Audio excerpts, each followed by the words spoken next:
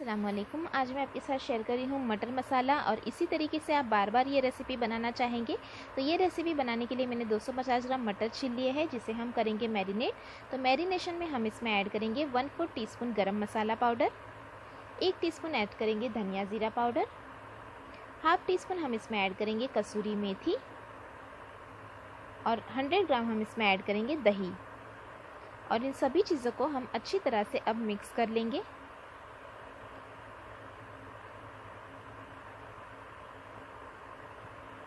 ये मटर मसाला इस तरीके से अगर बनाएंगे तो बहुत ही टेस्टी बनेगा। तो हमने मटर को मैरिनेट करने रख देना है सभी मसाले और दही के साथ।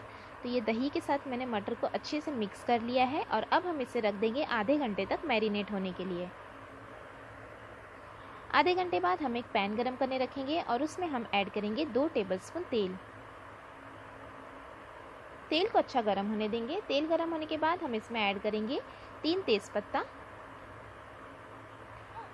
साथ में ऐड करेंगे हाफ टी स्पून ज़ीरा। ज़ीरा तड़कने के बाद हम इसमें ऐड करेंगे एक मीडियम साइज़ की प्याज बारीक कटी हुई, और प्याज को हम भून लेंगे लाइट गोल्डन कलर आने तक।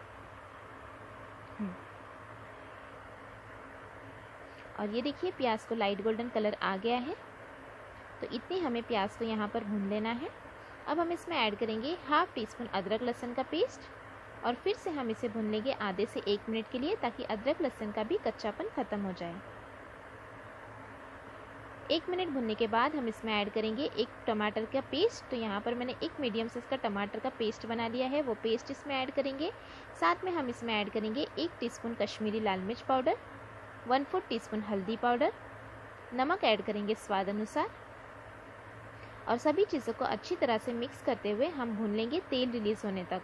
मसाले को हमने यहाँ पर अच्छी तरह से भून लेना है जब तक कि तेल रिलीज़ नहीं होता।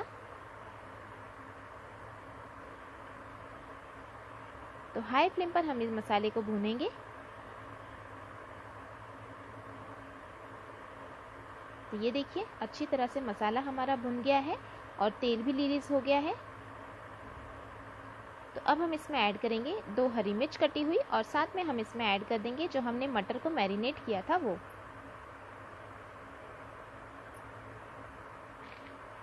अब हम इसे फिर से मिक्स करते हुए भूनेंगे 1 से 2 मिनट के लिए हाई फ्लेम पर।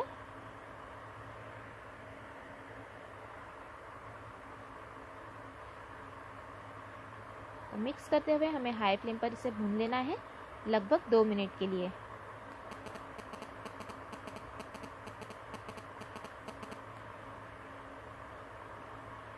तो ये 2 मिनट तक मैंने मटर को अच्छे से भून लिया है।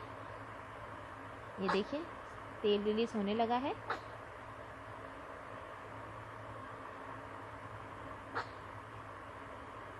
दही का जो है पूरा पानी वो ड्राई हो जाएगा, तब तक हम भूनेंगे। तो मैंने यहाँ पर 2 से 3 मिनट तक हाई फ्लेम पर भूना। जब इस तरह से तेल रिलीज़ हो गया तब मैंने इसमें ऐड कर दिया है पानी, ताकि मटर जो है वो अच्छी तरह से गल जाए। तो यहाँ पर मैंने ऐड किया है आधा ग्लास जितना पानी, और इसे हम करेंगे मिक्स। तो ये हमने मिक्स कर लिया है। अब हम इसे ढककर रख देंगे 8 से 10 मिनट के लिए मीडियम फ्लेम पर। तो 8 से 10 मिनट हो चुके हैं और ये हमारी मटर की सब्ज़ी बनकर तैयार है। और ये मटर मसाला बहुत ही टेस्टी बनता है इसी तरीके से। तो ये देखिए एक बार हम इसे फिर से मिक्स कर लेंगे। हमें ज़्यादा पतली ग्रेवी नहीं रखना है, बस इसी तरह से हम गाढ़ी ग्रेवी रखेंगे। और अब हम इसमें ऐड करेंगे टमाटर।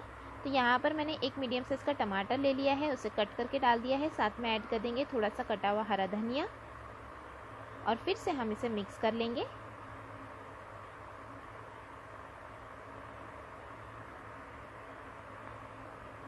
और 1 मिनट के लिए फिर से हम इसे भूनेंगे।